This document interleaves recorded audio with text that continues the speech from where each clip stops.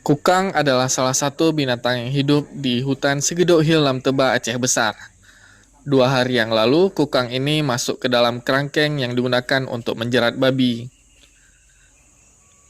Saat itu, sang kukang mengeluarkan tangan keluar kerangkeng sehingga tangannya digigit oleh anjing dan gigitannya tidak terlalu parah. Hingga sekarang, gigitan tersebut sedang diobati hingga sembuh.